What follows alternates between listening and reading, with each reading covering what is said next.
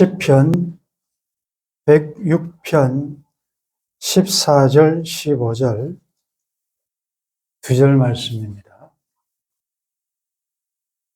시편 106편 14절 15절 두 절 말씀 우리 같이 읽도록 하겠습니다.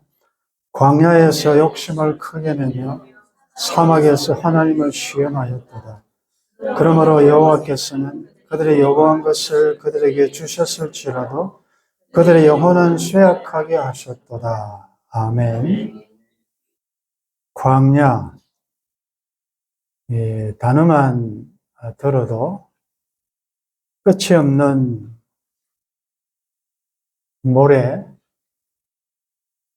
낮에는 덥고 밤에는 굉장히 추운 일교차가 심한, 그리고 무엇을 심어서 수확할 수가 없는 장소, 언제 나타날지 모르는 맹수 짐승들에게 아무런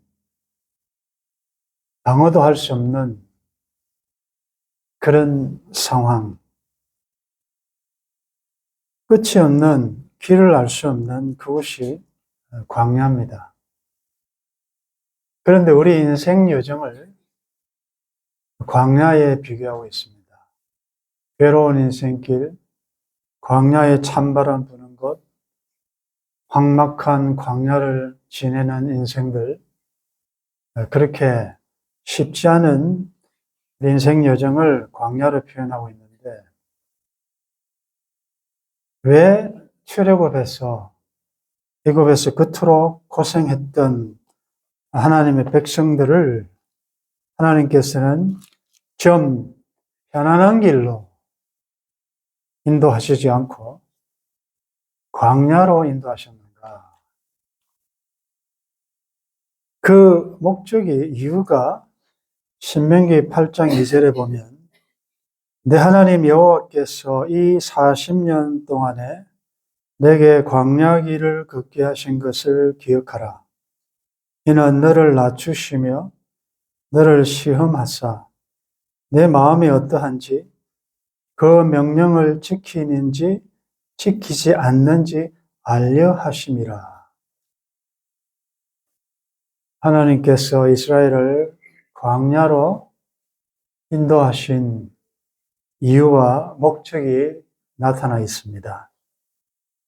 그래서 우리가 이 인생 광야 길을 갈 때 꼭 기억해야 될 것은 이 광야 길을 걷게 하신 분이 하나님 여호와시다. 그것을 기억하셔야 돼요. 이것을 놓치면 인생의 전체가 광야지만 특별히 광야와 같은 그 어려운 환경과 상황, 현실을 만나면 아무래도 그곳에 그런 형편을 당하게 만든 어떤 탓, 누구 때문에 원망, 불평, 나를 이 광야, 이 지경으로 만든 어떤 대상에 대한 원망하기가 쉽습니다. 우리가 이미 요셉 사건을 통해서 확실하게 원리를 배웠는데, 내가 현재 당하는 이 광야, 그것이 물질적인 광야든 건강의 문제든 관계의 문제든 가정의 문제든 모든 광야 같은 현실에 배우는 광야 길을 걷게 하신 하나님의 뜻과 이유와 목적이 있다. 그래서 여러분들이 먼저 기억하셔야 됩니다. 그리고 이 광야 기간은 정해져 있습니다. 본문에 보면 40년 동안, 물론 다시요, 전 삶이 광야 여정이지만 특별히 삶의 어려운 터널을 통과하는 것 같은 이 광야 코스는 끝이 있다. 한없이 이어지는 것이 아니고 시작하게 하신 하나님께서 그 기간이 끝나면 거기서 이제 나오게 하시는. 자, 이것이 어떤 사람들에게는 짧게 느껴지는 기간일 수 있고, 너무 길다. 하나님께서 참 이 공고한 환란의 기간을 너무 오래 길게 하신다라는 느낌이 들 때도 있지만, 그건 사람마다 다릅니다. 하나님께서 우리가 이해하지 못하는 방법으로 그 기간을 하나님께서 우리에게 맞는 맞춤형으로 인도해 가시기 때문에 그 기간은 다 다르지만 반드시 이 광야 여정은 끝이 있다는 것을 여러분들 아시고, 하나님의 의도하셨던 광야 여정의 그 목적이 이루어지면 여러분들 이제 졸업하게 되는 거죠. 40년의 기간 동안 하나님께서 광야 길을 걷게 하신 목적은 너를 낮추시며 너를 시험하신다.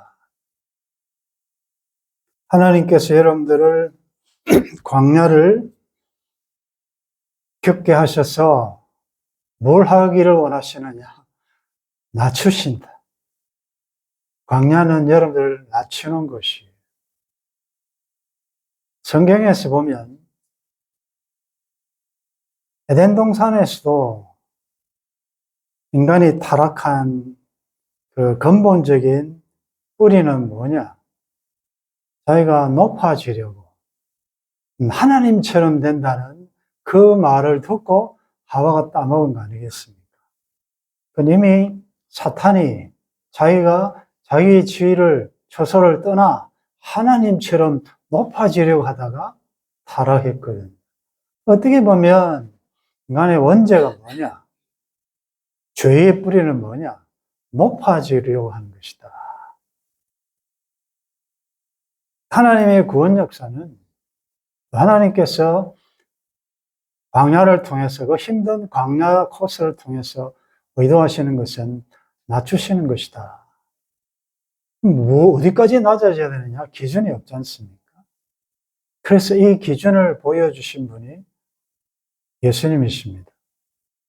예수님은 높으신 분인데, 하나님과 동등이신데, 지존자 아닙니까? 그보다 높은 분이 어디 있습니까? 근데 하나님과 동등됨을 취할 것으로 여기지 아니하시고 자기를 비워서 낮아지셨다. 어느 정도 낮아지셨느냐?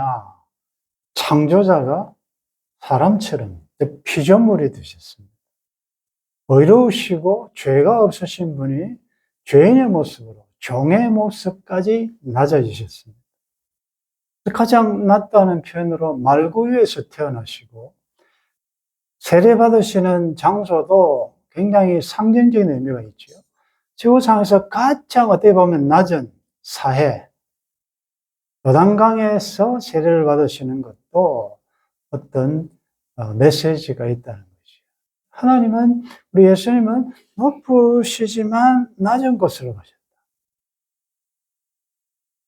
그래서 인간이 광야를 통해서 배워야 될 것은 사실은 내가 낮아져야지가 아니고 너의 본래의 위치, 자리로 돌아가라, 그 말이죠. 너는 피조물의 자리로, 하나님의 절대적인 도움을 필요한 그 자리로 돌아가는 게 낮아지는 것입니다. 그렇지 않고 자기의 지위를 자기의 생각 그 이상으로 분수에 지나치게 자꾸 생각하니까 문제가 생긴다. 그래서 낮추시는 곳이 광야다. 여러분들 그거 기억하십시오. 그래서 나를 낮춘다 할 때 자세도 낮춰야 되고, 여러분들 전쟁할 때 고개를 들면 총 맞습니다. 영적 전투도 마찬가지예요. 땅에 엎드리고 자꾸 낮아져야 그나마 적이 쏘는, 사탄이 쏘는 불화살, 화전을 피할 수 있지. 자기가 뭔가 된다고 생각하면서 고개를 들면 그건 화살에 이미 맞은 것이다. 자세를 낮추라. 최대한으로 낮추라. 이 자세를 낮추려면 마음이 낮아져야 된다. 거만한 마음, 교만한 마음, 높은 마음 안 된다. 그래서 그 마음도 기준이 너희 안에 이 마음을 품으라. 곧 그리스도 예수의 마음. 그래서 예수님은 산상보훈에서 누가 복이 있느냐? 거만하고 높은 그런 마음이 복이 있지 않고 심령이 가난한 자가 복이 있다. 하나님이 받으시는 제사는 상하고 통회하는 마음이다. 바리새인들처럼 고개를 들고 서서 손을 들고 자기 의를 자랑하는 그런 자가 아니라 가슴을 치며 감히 하늘을 쳐다보지도 못하고 자기가 죄인됨을 아는, 그래서 상하고 통회하고 애통하고 의에 줄이고 목마른 마음, 그런 마음을 하나님이 원하시기 때문에, 그래서 우리의 마음을 시험하시기에 광야를 지나게 하신다는 거죠. 그래서 그 마음이 가난해야 자세도 가난해지죠. 마음이 벌써 그 마음이 세상적으로 굉장히 이 사탄적인 러벤적인 이런 마음이 있으면요, 자연스럽게 올라가게 돼 있는 거죠. 그래서 마음을 먼저 갈아엎어야 돼요. 근본적인 변화가 있어야 되지. 겉으로 그래도 아무리 이렇게 외모로 꾸미려고 하니까 안 되잖아요. 근본적인 수술이 필요하다. 그리스도로 심장 이식이 되지 않으면 오래 믿었는데 잘 안 된다는 거죠. 그래서 하나님의 명령을 지키는지 안 지키는지를 알고 싶어서 광야 길을 가게 하신다.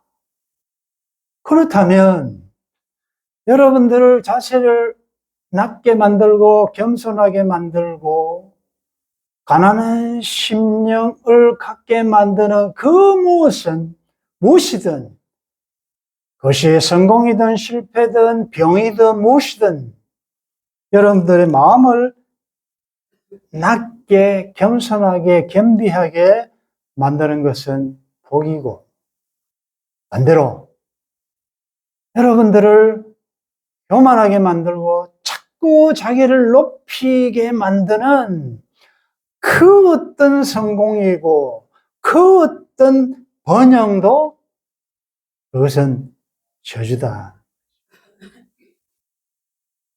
그런 관점을 가져야 우리가 이 광야를 지날 때 실수하지 않는다. 하나님께서 이것을 우리에게 테스트하시기 위하여 그 많은 회중들을 광야로 다 몰아넣으셨다. 그래서 이 우리의 낮춤과 우리의 마음을 테스트하시고 명령을 순종하는지 아닌지 알기 위하여 수많은 코스를 전제하신 지혜로 광야에 다양하게 설비해 놓으셨다. 어떻게 보면 광야 여정은 시험하는 거죠.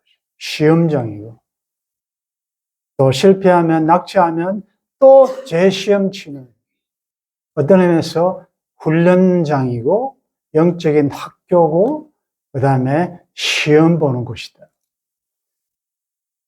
그런데 여러분들 아시다시피 이 광야 시험이 그렇게 녹록하지 않다는 것이요. 왜?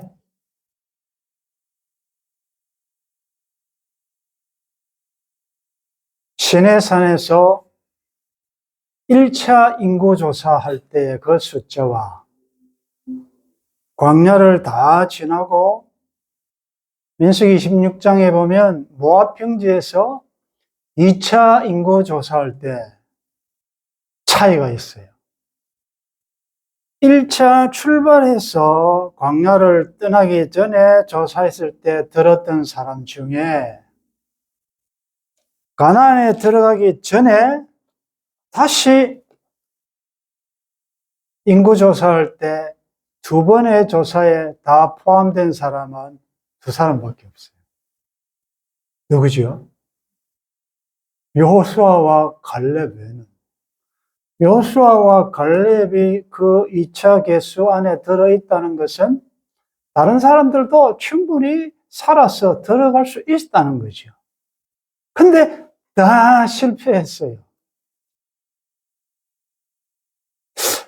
이것이 주는 메시지가 상당히 많습니다. 그래서 고린도전서 10장 9절에 보면 그들 가운데 어떤 사람들이 주를 시험하다가 뱀에게 멸망하였나니 우리는 그들과 같이 시험하지 말자. 11절에 그들에게 일어난 이런 일은 본보기가 되고 또한 말세를 만난 우리를 깨우치시기 위하여 기록되었느니라.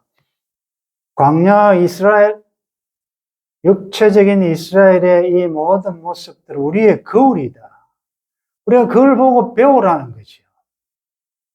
자, 그렇다면 이 광야에서 그러면 하나님이 의도하신 이 테스트를 뭐 한꺼번에 한 번만에 패스하면 좋겠지만 여러 가지 시행착오를 거쳐서 패스할 수 있는 그럼 원리, 무슨 비결은 없을까?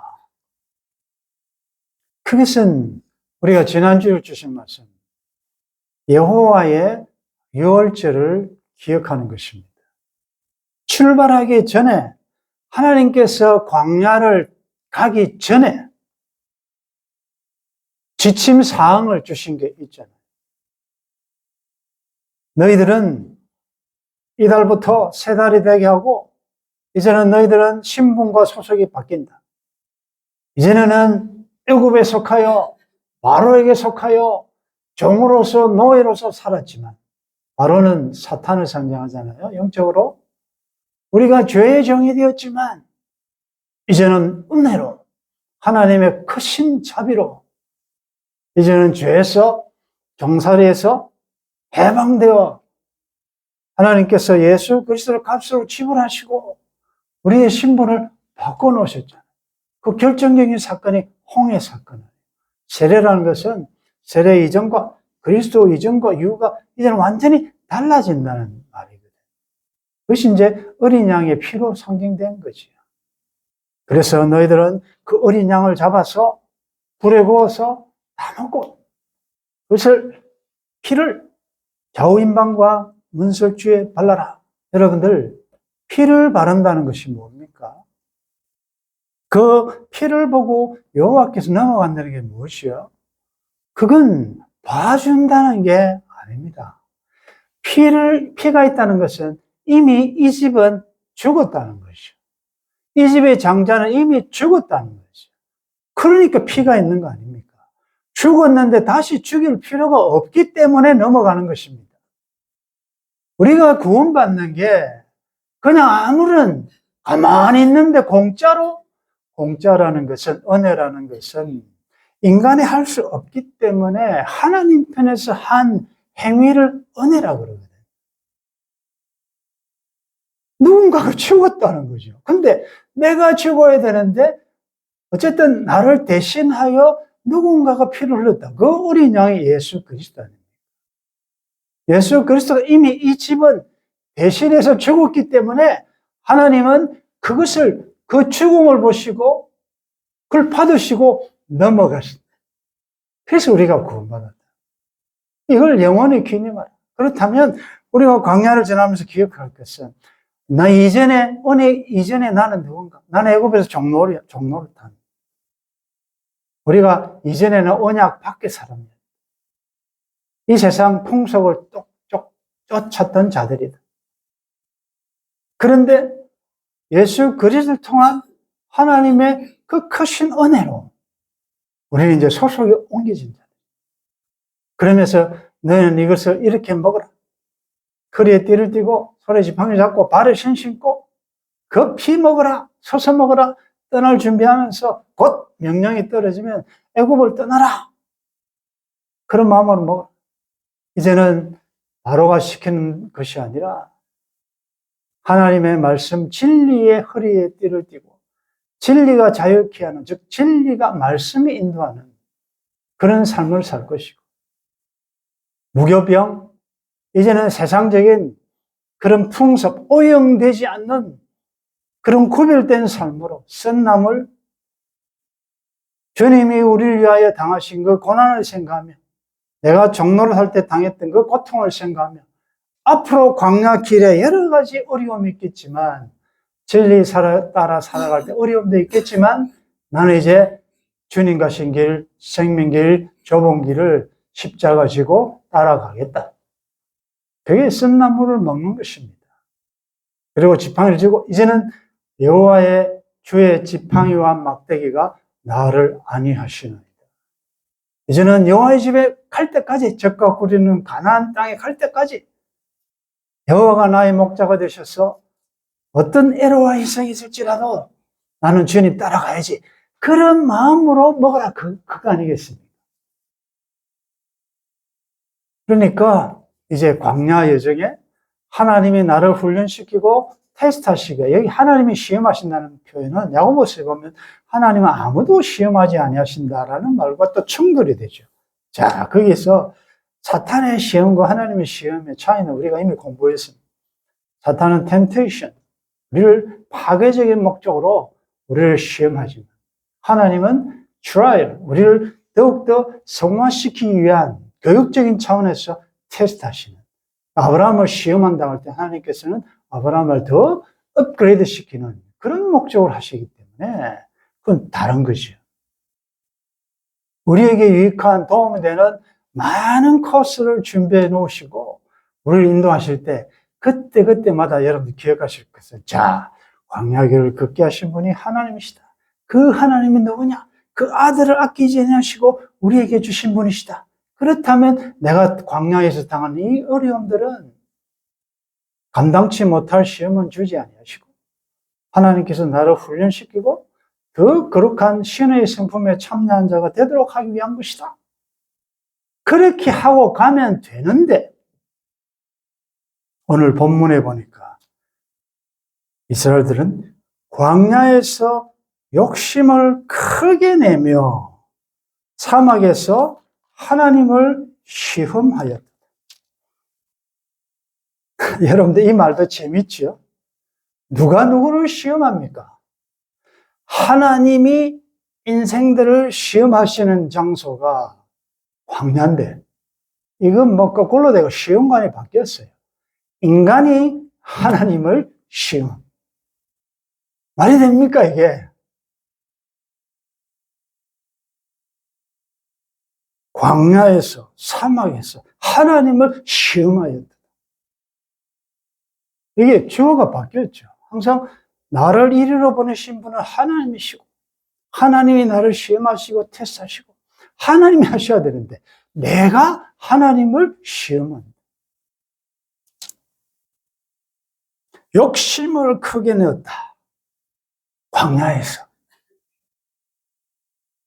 이제 이 욕심은 뭐 여러분들이 다 아시겠지만 민수기 11장 4절에 보면 그들 중에 섞여 사는 다른 인종들이 탐욕을 품음에 이스라엘 자손도 다시 울며 이르되 누가 우리에게 고기를 주어 먹게 하랴. 우리가 애굽에 있을 때에는 값없이 생선과 오이와 참외와, 요즘 참외 나옵니까? 이 저녁 안 드신 분들은 지금 배고프겠는데, 부추와 파와 마늘들을 먹은 것이 생각나거늘 이제는 우리의 기력이 다하여 이 만나 외에는 보이는 것이 아무것도 없도다. 광야에서 이런 게 어디 있습니까, 여러분들? 오이, 생선, 참외, 부추, 파, 마늘, 이게 전부 다 강정식, 정력에 좋은 식품들. 광야에서 크게 욕심내어. 근데 여러분들, 대부분은 아니래요. 근데 대개 보면 꼭 요 몇 사람이 물을 흐리는 사람이죠. 방금 성경에 보면 그들 중에 섞여 사는 다른 인종들. 근데 출애굽할 때 이스라엘만 나온 게 아니에요. 중다한 잡족들이 따라 나왔어요. 그 여러분들 아셔야 돼요. 근데 광야 갈 때마다 항상 뒤에서 군지렁거리고 이렇게 이 선동한 자들이 주로 이런 사람들이에요. 여러분들 대부분은 말없이 따라갑니다. 그런데 이런 자들이 자꾸 충동질 하니까 보십시오. 다른 인종들이 탐욕을 품음에 이스라엘 자손도 다시 울며, 이스라엘들은 딱 정신 차리고, 아, 이거 아닌가 보다. 하나님이 딱 때릴 때는, 아, 이거 아니지. 우리가 원래 이런 사람이 아니지 했는데, 또 자꾸 부추기면서, 야, 이게 왜 가만히 있냐. 이 하나님 신뢰할 만하냐. 자꾸 이렇게 옆구리 팍팍 찌르니까, 거기에 또 되어가지고, 그래 말이야. 다시 누가 이렇게 하면서. 여러분들 남편이든 아내든 이런 역할을 하시면 안 돼요. 하나님의 인도하심 따라갈 때 이렇게 원망하게 만들고 탓하게 만들고 불만을 터뜨리게 만들고 이간질하고 이건 다른 인종이에요. 다른 인종. 우리는 하나님의 백성 아닙니까? 하나님의 인도를 따르는 자들 아니에요? 하나님께 속한 자들 아닙니까? 그럼 우리가 다른 인종들이 우리 보고 따라 나왔는데, 야, 이스라엘 백성들, 저들이 믿는 하나님 따라가면 뭔가 있겠다 싶어서 그냥 따라 나왔는데, 그러면 우리가, 아, 다르네. 하나님의 백성들은 이 광야에서 사막에서도 이런 어려운 가운데서도 원망불평하지 않고 참 잘 참고 기다리고 따라가는 이렇게 돼야 될 거 아니겠습니까? 그런데 우리가 거기에 영향을 받아가지고 따라가면 안 되죠. 그 여러분들 꼭 기억하십시오. 욕심을 크게 내며 사막에서 하나님을 시험하였다. 15절에 그러므로 여호와께서는 그들이 요구한 것을 그들에게 주셨을지라도 그들의 영혼은 쇠약하게 하셨도다. 참 이 말씀이 굉장히 참 의미 있는 말 아닙니까? 하나님을 시험했다.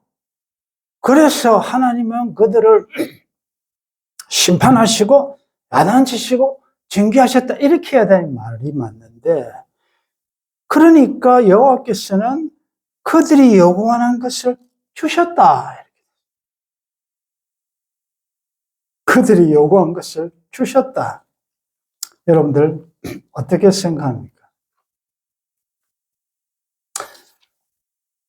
주셨는데 그래서 하나님께서 메추라기를 막 주십니다. 하늘에서 고기 실컷 먹으라 하면서 하나님 주시는데, 그런데 그들의 요구는, 그들의 기도 응답은 하나님이 해주셨는데, 그러나 사실은 그것이 그들의 영혼에게는 도움이 안 됐다 이 말이죠. 쇠약하게 하셨다. 이 말은 하나님이 그렇게 하셨다는 게 아니고 그들이 세상적인 것을 탐했기 때문에 그것이 그들에게는 영적으로는 손해를 많이 보게 되었다 이 말이죠. 하나님이 원인이 아니에요. 인간이 그렇게 했다는 것이요. 여러분들 여기서 참 우리가 오늘 적용해야 될 부분은 기도 응답이 뭐냐, 그리고 그 응답에 나타난 하나님의 본심은 뭐냐. 여러분들이 간절하게 기도하면 하나님 응답하실 거예요. 그런데 그 응답에도 두 가지가 있다. 하나님이 정말 여러분들의 유익해서 주시는 응답도 있지만, 하나님께서 여러분들이 때를 쓰면, 크게 욕심을 내어서 때를 쓰면 하나님이 주시기는 해요. 그러나 그것은 하나님의 본심이 아닐 수가 있어요. 호세아서 13장 9절에 이런 말씀이 있습니다. 이스라엘아, 내가 패망하였나니 이는 너를 도와주는 나를 대적함이니라. 전에 내가 이르기를 내게 왕과 지도자들을 주소서 하였느니라. 내 모든 성읍에서 너를 구원할 자, 곧 내 왕이 이제 어디 있으며 내 지팡장들이 어디 있느냐. 내가 분노함으로 내게 왕을 주고 진노함으로 패하였노라.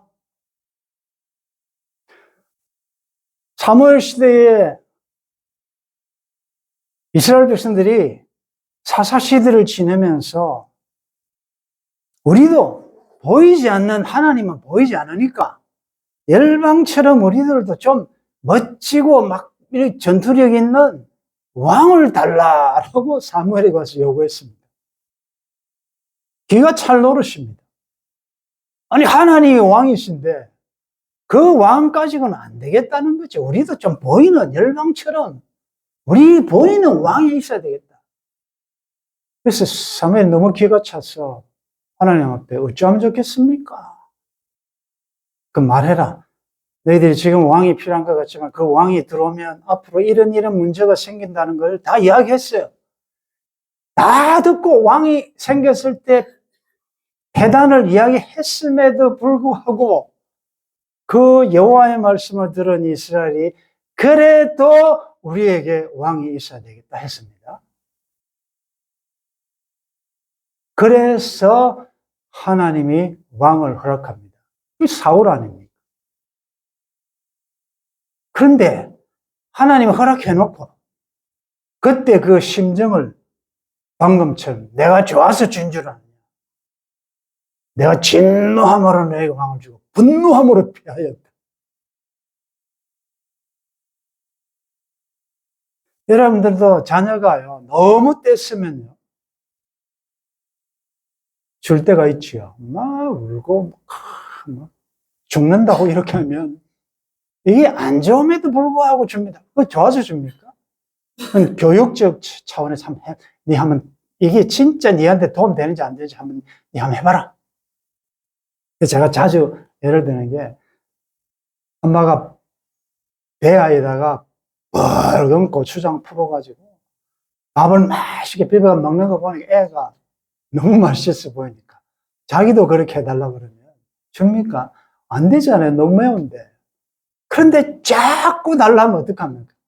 한번 쳐먹어봐라 이렇게 하면서 주잖아요.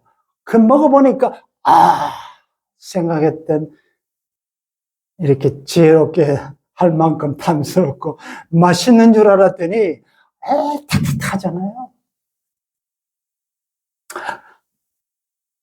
우리는 기도 응답을 다시 생각해 보셔야 돼요. 여러분들이 기도해서 하나님이 주신 것 중에 하나님의 본심이 아는 것이 있을 수 있고, 즉 교육적인 차원에서 주신 것이다. 여러분들이 그토록 기도했는데 아직도 응답 안 하시는 것 중에는 응답 안 하심으로 여러분들이 구하는 것이 안 이루어지는 게 오히려 좋기 때문에 허락 안 하시는 것도 있다.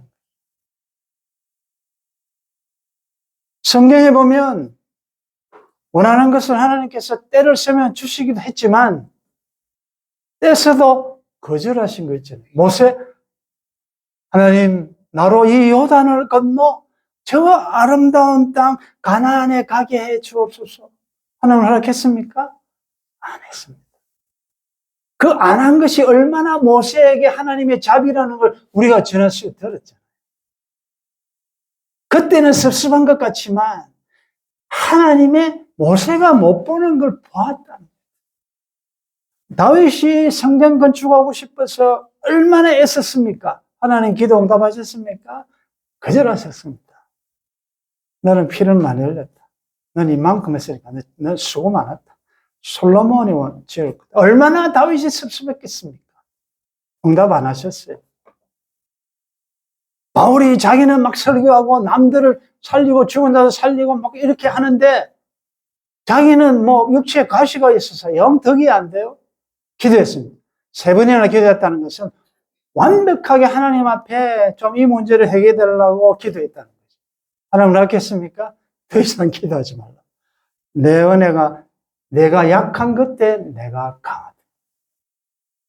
그래서 바울은 더 이상 기도하지 않고 약한 것을 기뻐했습니다. 여러분들은 어떻습니까? 그것을 받았기는 받았는데 영혼이 쇠약한지, 비록 그것은 받지 않아도 내 영혼은 푸르고 싱싱한지, 그것을 한번 테스트해 보시면서. 참 어려워요. 어디까지가 욕심이냐면. 욕심은 다르게 이야기하면 필요한 거예요. 근데 어느 선을 넘으면 지나치기 때문에 욕심이, 이게 탐욕이 되고, 욕심이 자꾸 잉태하면 죄가 되고, 죄가 장성하면 사망이 되버립니다. 그런데 이게 다른 말로 하면 비전이거든요. 우리 진의자매 왔는데, 끝없이 비전을 품어야지요. 꿈을 가져야 되죠. 그런데 어디까지가 버드라인이냐, 이게 참 어렵다는 거지. 나는 정말 하나님 나라 외를 위하여 큰 꿈을 가지고 왔는데, 그래서 테스트하는 것을 이렇게 보셔야 돼요. 이게 하나님을 시험하는 건지, 이게 광야에서 내 욕심이 들어간 건지, 내가 자식을 향한 이것이 내 욕심인지, 그게 하나님의 꿈인지, 하나님의 소원인지, 이제는 구별하셔야 한다는 거지.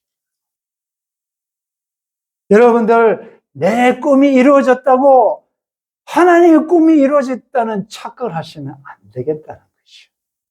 여러분들이 꿈이 이 세계에서 안 이루어지고 이 깊은 고독 속에 내 생명이 끝나더라도 하나님의 뜻이 이루어진다면 감사하셔야 합니다. 말씀을 마무리하면서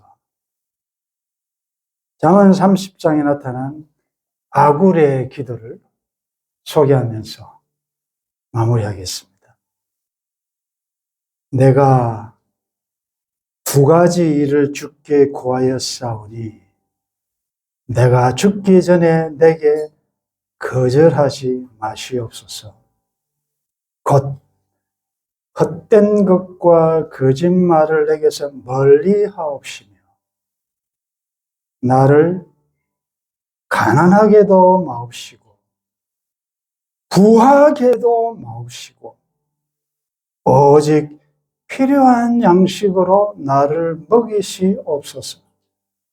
혹 내가 배불러서 하나님을 모른다, 여호와가 누구냐 할까 하오며, 혹 내가 가난하여 도둑질하고 내 하나님의 이름을 욕되게 할까 두려워하매니 내가 죽기 전에 거절하지 마시고 응답하여 주옵소서. 하나님 아버지, 광야 길을 걷게 하신 분이 여호와 하나님이심을 인정하며 나를 사랑하셔서 은혜 주시기 위하여 높아졌던 나를 낮추시고 그리스도의 마음을 소유하게 하시고 어떤 애로와 희생이 있을지라도 여호와의 말씀을 잘 순종하는 자 만드셔서 마침내 젖과 혀를 끓이 흐르는 땅에 신의 성품에 참여한 자로 만드시기 위하여 광야 길을 걷게 하시니 감사합니다. 나는 지금 어디쯤 가고 있을지, 나의 광야 여정 이 길 끝에는 얼마나 남았는지를 계산하면서 얼마 남지 않는 여정 방심하지 말고 하나님을 생각하면서 어떤 상황에서도 크게 욕심내지 않게 도와주시고 사랑하셔서 주신 현실 감사함으로 받아 자족하게 하여 주옵소서. 목자이신 여호와 하나님을 신뢰하며 적과 고려는 가나안 땅에 이르기까지 이 길 끝에서 주님을 만날 소원을 가지고 하루하루 믿음으로 광야 여정을 승리하며 나아가는 저희들 되게 도와주옵소서. 주 예수님의 이름으로 기도드리옵나이다. 아멘.